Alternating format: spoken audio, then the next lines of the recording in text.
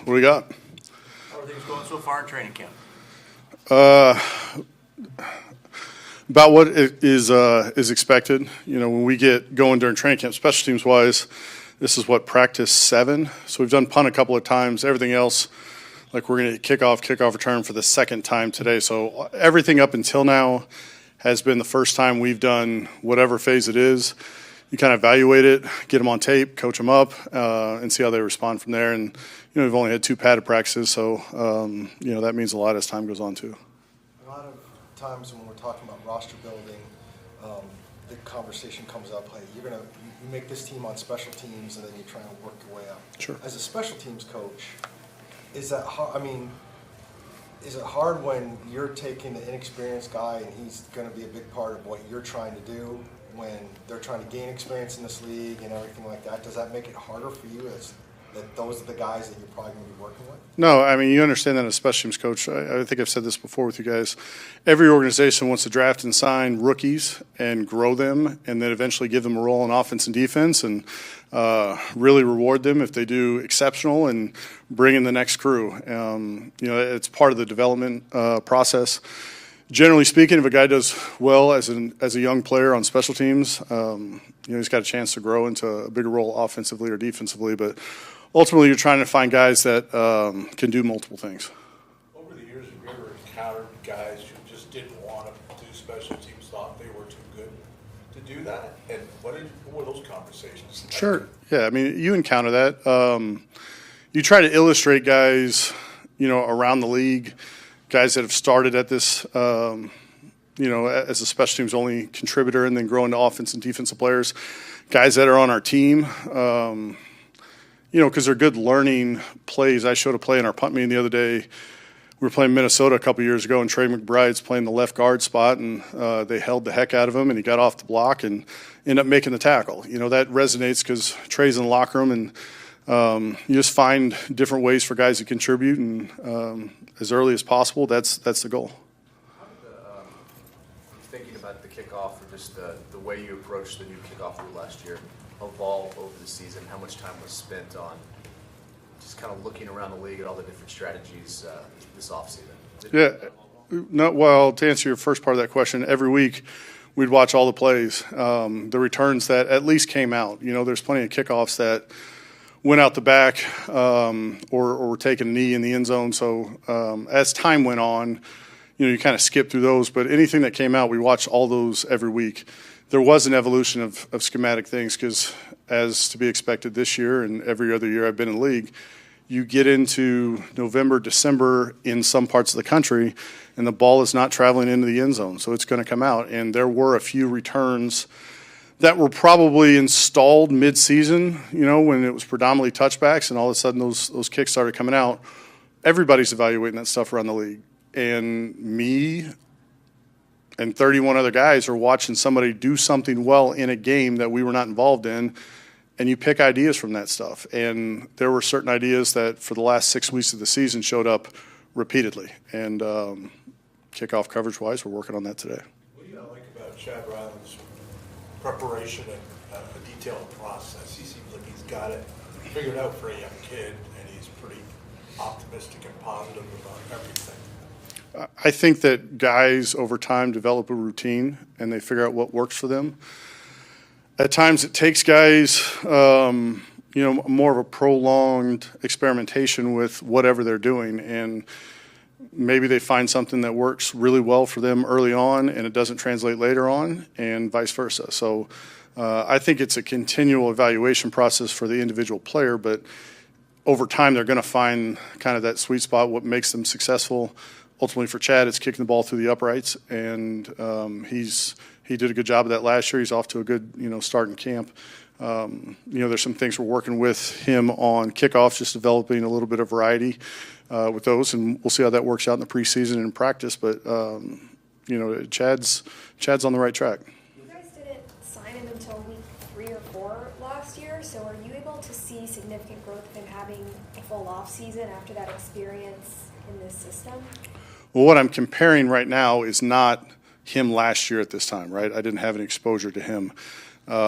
He was pretty good when he got here, kind of refined his technique and approach and, all those things, yeah, there's been growth from the first time we were exposed to him, whatever week that was last year until now. But, he's been successful so far in games, and we're just trying to get him to that point where when they start counting again, he's doing as well. And like I said, he's off to a good start. He started so well.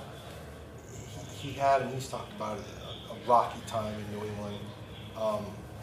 Did you have to deal with any of that when you first got here? Or was he, I don't want to say past it, but like, hey, you're in a new place, let's see what happens here, and it worked out and it's all good? Or do you have to deal with some of that? Yeah, well, I would say that every situation's different. I approached Chad the first day he got here and said, I see some things on tape. I'm sure you see some things on tape. Fresh start. I thought Chad was as good as anybody in the draft when he came out. Very talented kid. The things you look for in players at that position, he had them all. And to the point where he kicked at Eastern Michigan, kicked at Maryland after that. Inclement weather. Like, there was a lot to like about his resume. And then you go to, like, the results in games. And for those of you guys who have been here for a while, it's not just the kicker that's playing a part in it, right? It's the holder, it's the snapper, it's the operation. Is a guy being asked to kick 60-yard field goals, or is everything inside 30 yards, right? Like, percentages can be a little bit deceiving. And, so you take all that into account to formulate my own opinion. He has his own opinion, but it truly was a clean slate when he got here, and just said onward and upward, and we'll just evaluate what happens from now. When the schedule comes out, do you look to see what outdoor games you have in the second half of the season and then adjust your planning accordingly? Like, you guys are playing the Bengals like December, I think. Like, do you plan all right, we'll install these returns or whatnot at this point in the season, or do you just kind of lay it all out? Yeah, I don't think weather has anything to do with what we're going to do schematically now, because by the time you get to that point, generally speaking, your roster's turned over a little bit. Your strengths then may be not revealed as of right now. We try to get the base fundamental stuff done in the first couple weeks of training camp. And as we start to show what I think we can be successful with, that's what we'll do. Because every crew is different. This group of players that we have, there's a lot of snaps that walked out the door in free agency. And, the things we have been good at in the past, maybe we're not as good, but maybe we're better somewhere else. So that's what training camp and the preseason's about. And the early parts of the season, when it starts counting, you'll get to know that as a coach and try and highlight those things. How has Crawford been for you? And in general, when you have a guy like a Crawford who played a lot of special teams in college, can you tell the difference between a guy like that and a guy that maybe didn't play a lot of special teams and now you need to have him play special teams for him to have a spot on the roster? Yeah, it's a good question. Keaton is different because he played at a high level in college on fourth down. I'm familiar with the Texas program. I know a lot of guys there. I've evaluated guys over the years from Texas. I've seen Keaton play on tape for a while. Knew who he was coming in the draft, even though he was at Nevada. He's like a lot of players in that it's really his first exposure in this environment to the different phases. But he does have a history of it, and there's some things that he naturally does well. I'm trying to think, what was the second part of your question? Just when you have a guy that has done it, you're also dealing with some of these rookies that because of how good they were, they weren't necessarily playing special teams. So is it that much harder to get those guys in? I don't think so. I mean, like, ball is ball, and we try to do, especially in the coverage phases, because some of the blocking stuff doesn't translate from offense. It does on the perimeter and space type deal, but like, I'm not teaching our punt team to be doing the same things as the right guard is on offense. But defensively it is. Like, you see different guys from around the league do things like taking on blocks, and you try to translate and say, hey, the same thing your inside linebacker coaches teach you on this play, we want you to do the same thing here. Or the perimeter of our kickoff team, it might be very similar to playing a screen on defense. So, like, again, for me, I'm not trying to reinvent the wheel and say, hey, this is what we do. It's, I'm here as a defender, you're the blocker, the ball's right behind me. This is the exact same as what you do on defense. So we try and translate that to make them understand they have had reps at a lot of this stuff. It's just translating it into a different phase. What's What's made Aaron Brewer a fit for your operation for so many years? Yeah, another good question. Coming out of the draft, because I was in Denver when we signed him as an undrafted free agent, liked a lot of things about him. Really athletic, good length, excellent feet. He was a very quiet kid at that point when he first got to us, has come out of his shell, to say the least. But he took football seriously. And, over time, he really understands what we're trying to get done in this system. He can talk to the guards that play on either side of him. He can talk to the personal protector. Behind the scenes, Aaron knows me as well as anybody in the building. And he's seen me in the meeting room. He knows what I'm looking for. And it's not hard for him to pull a younger player aside and say, hey, this is what he's talking about here, or help a guy out. So he's got good behind-the-scenes leadership. He's never going to stand in front of the team, give the rah-rah speech. That's just not who he is, but very mature football player. Knowing you have a game in 10, 11 days here, how close are you to having a depth chart in special teams at this point? 10, 11 days. When it comes to your returners, how do you see those competitions right now? Open. Had a lot of guys working, and we try to work. When we're working kickoff coverage, we try to work a lot of our kickoff return schemes, and the same thing as it relates to the punt team. Try and get as many guys exposure as we can. Obviously, Greg Dortch has extensive experience in the league. DJ Dallas has extensive experience in the league. Weaver had a good preseason. Quez has returned, in the league. There's other guys and maybe some younger guys who did it in college. Just try and give them exposure to it. However the roster shakes out, guys' offense and defensive roles will obviously play into that. But we feel good about the pool of candidates that we have, but reserve the right to kind of evaluate that over time. Guys got to put it on tape continuously, obviously, to have a chance, but we've got a good pool of candidates. See Michael Wilson getting some punt return reps. What's been the thinking with that? 48 guys dress on game day, and if he is not one of the guys who's out there to begin, you have to be able to get out of a game. One of the things that I would assume every player on our team would tell you is the number one goal of the return team is to give the ball back to offense. Okay, K1 needs to be trotting out there, either that or it's an extra point, with Chad. So Mike's got good hands. He's a guy who's going to have a game day jersey based on his offensive role to this point. So, that's really the thinking along with that. You just never want to run out of guys. You weren't here, but a couple of years ago, somebody's asked me why is Patrick Peterson in year 12 catching punts? The exact same reason. So you just never know when you're going to need a guy. And the last thing, because, you're going into games and you usually have multiple guys up, but by the time, say, two guys get hurt, it might be the fourth quarter in a tie game and there's a minute left, and the last thing you want is to be thinking about ball security at that point. Thanks, Coach. Okay. Thanks, guys.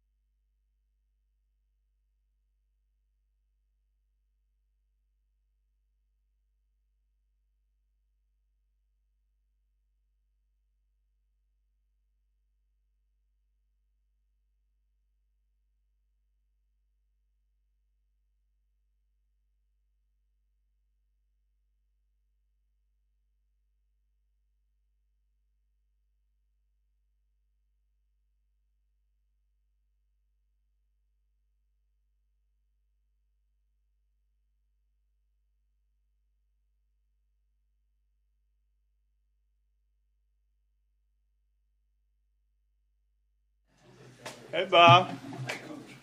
All black Thursday, huh? I know. Johnny Cash, all black. All right, happy Thursday. A couple things, couple guys you won't see out there today. Val, Sin won't be out there today. Jake Kernan won't be out there today. Marv will not be out there today. So all those guys kind of were just being smart with those guys. So 3-day block here. Not in pads today, and then we'll be in pads the following 2 days. A lot to get done here. What do we got? What's going on with Marv? A little bit of soreness. What about the Austrian kid? We're still kind of running some tests. A little bit of soreness in his neck. That's Val. What body part with Marv? Knee. He's okay. He's kind of day to day. Going to be smart with him. What do you know about this Austrian time? What do I know about him? I mean, so far. Yeah, he's a big man. He's high motor, high effort. He's tough. You know, he's working on his technique, getting adapted to what's going on, just like all our rookies. But I like where he's trending. You talked about a couple days in pads. How do you like that, getting 2 in a row? I liked it. There were some sore soldiers, you know, because there was a lot of banging within 24 hours twice, you know.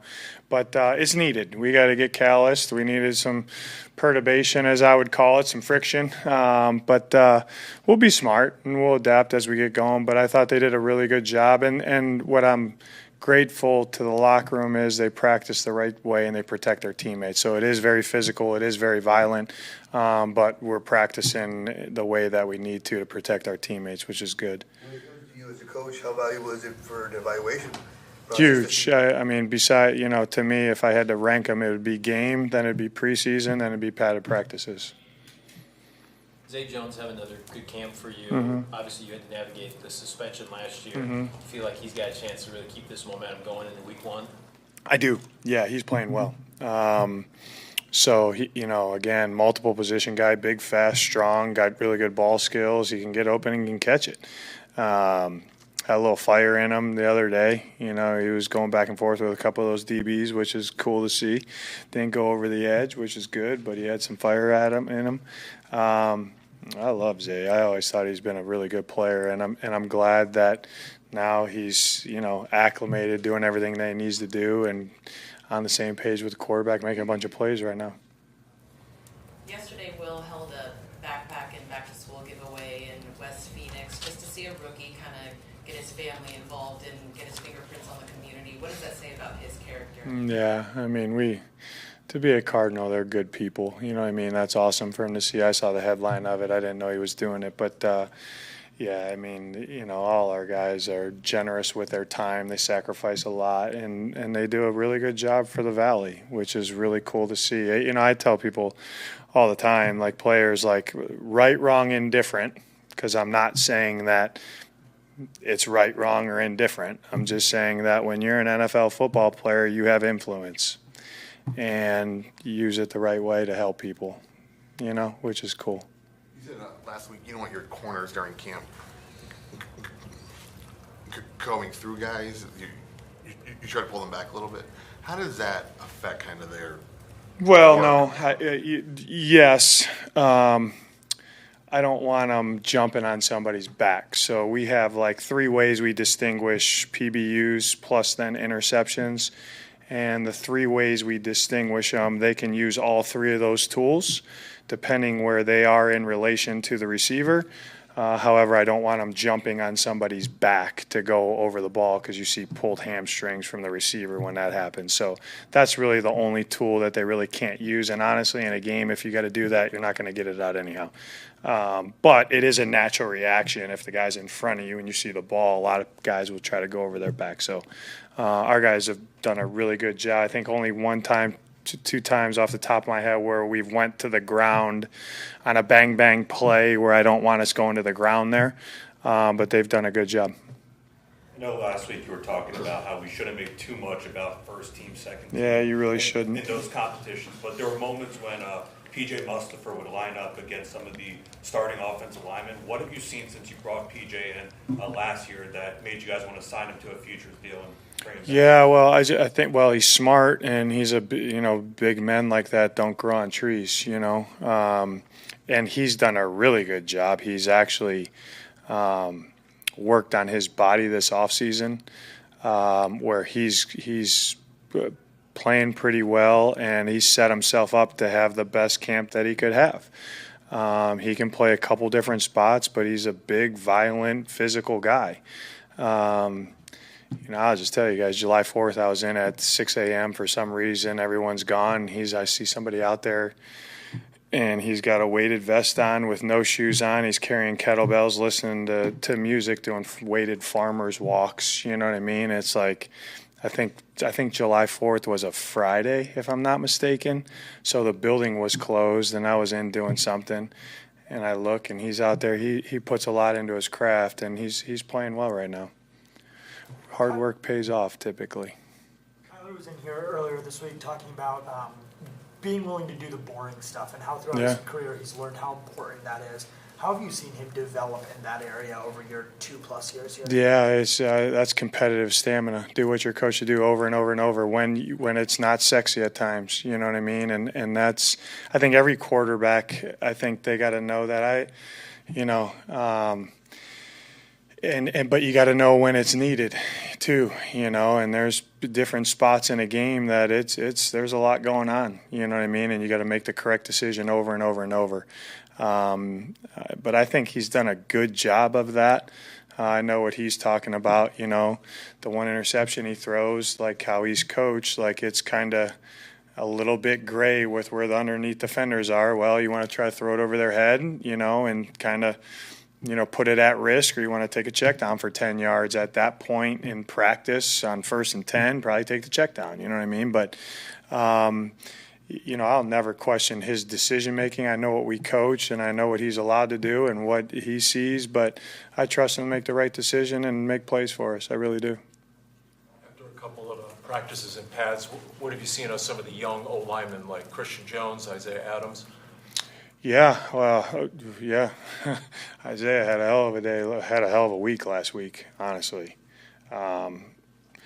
He probably won the day on whatever our last day was, truthfully, in my mind. He was the all-star of the day, I thought, just through team periods, through one-on-one, through individual, played extremely well. CJ's doing a good job and has made a big jump, you know what I mean? I think he looks comfortable out there. Blocking his guy, and they all have made some mistakes, really excited about, Val. Now we'll have to see what happens with him, but the other 3 rooks, with JB and Fryer and Texas, I call him Texas, they're all playing different, they're kind of doing different things. You'll see JB, he's might play a different position here this week. Want to see how that looks like. Hayden might play another position this week, see how that looks like. And Fryer he just blocks his guy. I watch the tape, I'm like, Fryer, you say what you want, he just blocks his guy. Like, that's good. It's a good thing. So I really think the rookies have done a really good job, and the guys that have been here, they're ascending. It's a heavy competition battle in that room. Harris made a comment that he can tell the drills they're doing as an offensive line group are instantaneously translating when they go and they do teamwork. Mm-hmm. What have you noticed in that aspect of Justin Fry's coaching style? Hopefully all our coaches do that, but I think what I'm seeing is when I say, when I go sit in there, is this guy blocking his guy? Yeah, he is, or no, he's not. Why is he blocking his guy? And you see the drill work show up, which is really cool. And I think he's given those guys, they're gaining confidence knowing that, hey, like I can, maybe it might not be perfect, but this drill is correlating. If I can just do this and get this, technique right, I can win in a, live, 11-on-11 period, which is cool to see, that's why I really think Isaiah took the jump last week is, we wanted to kind of switch what he was doing in pass, not switch, just give him another tool in pass pro and it looked really good. You know what I mean? And to have the confidence to do that, and that's what camp's for, you know. But, you know, like I said, I think Justin and Cook here are doing a really good job with those guys. Why is the door that much more open for Marv and pre-snap motion and doing stuff heading in this year? The door more open? Yeah, you know, Tyler? There's more pre-snap motion going on. Not with just him, but with other guys too, playing all three. Yeah, you know, I think that's some of the installation in camp, honestly, probably what you're feeling, you know what I mean? And, you know, remember too now, like that's how I always say, like that's move around Marv. Well, the other two guys are moving around too then, you know what I mean? So it's not just let's move this guy around. When you do that, you got to move other people around. They got to know what they're doing too, and it's got to work with the whole play. So, you know, Drew, typically we came out of last year and said, hey, let's see if we can, you know, move around a little bit more with different people. You know, you see Trey and Higgy moving around a lot. You see a lot of the backs moving around a lot, but we're not just going to motion to motion. You know what I mean? I think if you're doing it for a reason, which I know the reasons that we're doing it, it can be good. But certain defenses, you might as well just yawn. You're just motioning to waste your time because you're not affecting the defense. You know what I mean? Team what I was on that played really good offense were bottom of the league in motion. So it can be used effectively. Some teams use it, some don't.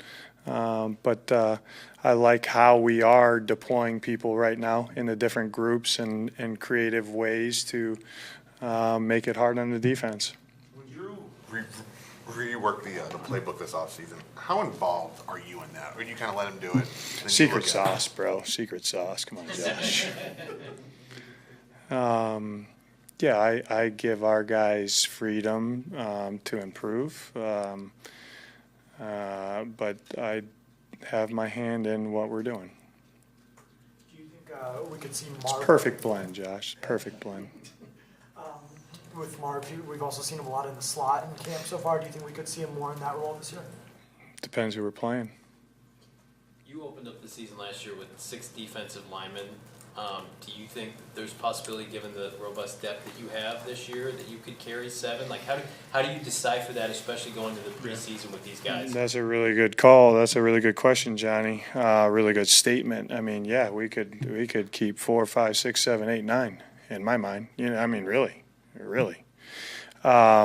You know, when you're talking about roster construction, I don't like to say, hey, this is the number that we're going to get to, because you might, if you're stuck on a number, that might not be the best thing for the whole roster. And I am not in the business of cutting good football players. So even if it might look a little tilted, one position, one side, this or that, you never know how it's going to go. And Monty and I always said, like, the one thing my 3 years of being on the personnel side, I did really see and learn, like, trying to get the best 53 football players when that decision has to be made, that is critical to as you move forward throughout the course of the year, because it can set you back if you start keeping guys when you're cutting good football players because of numbers, you can get jammed up real fast. So we're not in the business of that, and our guys right now, they're competing for their role, but we'll keep the best 53, and we'll knowing that where the roster is right now, we're probably going to have to cut some good football players. You know what I mean? That's just life in the NFL when your roster is in pretty good shape, which Monty has done a really good job of. So, but we got some time for that. We got some time. I say it always sorts itself out. The position coaches come up. What are we going to do about this? Like, these guys are neck and neck. It'll sort itself out. Coach, today will be practice number 7. I know roles are still being developed and everything, but are you starting to see guys kind of shuffle themselves, or is it still too early to tell? No, you'll see some shuffling today. You'll see some shuffling today, Donnie. And again, that's not just for guys ascending or descending. That's for all kinds of reasons we do that. You know what I mean? And, I think, depending how the preseason goes and, the Denver joint practice, there's every second counts. We don't have a lot of time, but there's some opportunities coming up that they can showcase what they can do with knowing that today is the most important day. A couple of times you see some chirping out there, offensive defense going at each other, but in a healthy way. Yeah. When you see that, what goes through your mind? As long as they don't cross the line, you know what I mean? But I know it's pro football. They're competitive, and that happens, you know what I mean? I just got to make sure that it doesn't they don't lose focus letting that affect them, you know what I mean, from what they got to get done from the next play. But it's all in good fun. It's in competitiveness. Our guys, like I said, they're protecting each other the right way. But that's, you know, I've never been on a practice field and haven't heard a little chirping. How would you sum up the inside linebackers competition right now? Tight. With the cornerbacks, what would the next With the corners. What would the next step look like in your mind for that group? Like, what are some things you could see where you're like, okay, this group is ascending when the season starts? Well, you know, every time they get the ball thrown at them, what does it look like, you know? Or the run game, too. You know, I thought there was a really good teachable moment. Smitty got those guys. It happened to be a sparring period, but one of our corners let the ball cross his nose, you know, not at speed. But I was like, dude, like, in a real game, that ball is going to cross your nose and it's out the gate. You know what I mean? So you got to make sure that you finish on the ball carrier the right way. I think that, you know, Denzel was asking me the other day, I said, come on, let's get going, you know, after practice. He's like, I had one ball thrown at me, and I think the next day he had 5. So, you know, you don't know how that's going to sort out, you know, but do they do what they're coached to do, and when the ball comes to them in the runner pass game, do they make it? That's what I'm looking at, you know, and do they play the way that we want them to play? And for a lot of those guys, almost all of them, how do they factor on 4th down? That's what's going to keep deciding who's trending up and who's trending down. With a guy like Max, who's most likely to get more starts this year, what do you want to see out of a guy to know that he's ready to go from a few starts to being an every? Yeah, consistency with his technique, you know what I mean? Consistency with his whole game, I would say, and then playmaking. The game's about making plays, you know? So, playmaking. When the ball comes to you, you make it. There are a lot of teams that basically have 2 outside corners play 100% of the snaps. That doesn't seem to be your philosophy, at least from what we've seen. Well, why is that the case? No, it could. If you know, it depends on who you kind of have. You know what I mean? I've played certain years where in base and nickel and dime, 2 corners always played. When I was a DB coach, my starting corner and base and nickel would slide inside and another guy would come. So it's just that's predicated on really who you have, what packages you're playing. We play a lot of packages here. So guys kick in and out, you know, of different roles depending on what we do, which I like because it gives you some versatility and guys can, you know, have some different roles for them that they can, you know, help you play winning football for you, hopefully. But, you know, at the end of the day, we'll put the best 11 out there as it relates to the other, you know, everybody involved on defense. That was one of the reasons, truthfully, a little off topic, Teo, but with Garrett, like I think he's one of our better players. And, you know, last year, I understand the first year why we did it. The second year, I just kind of thought, you know, we got one of our better players coming out of the game, you know what I mean, in base. And it's like, you know, do we want him coming out of the game, you know?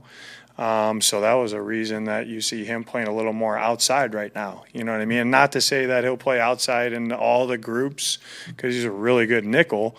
But when does it fit us as it relates to him and the whole defense for him to play outside, you know? So we just got to keep our eye on that. That's a good question, Teo. Hello. With Garrett moving him inside and back outside, is there a risk not maybe getting him out of a rhythm if he's one position or the other? No. In my experience, no. Coach, thank you. Okay. Thank you, guys.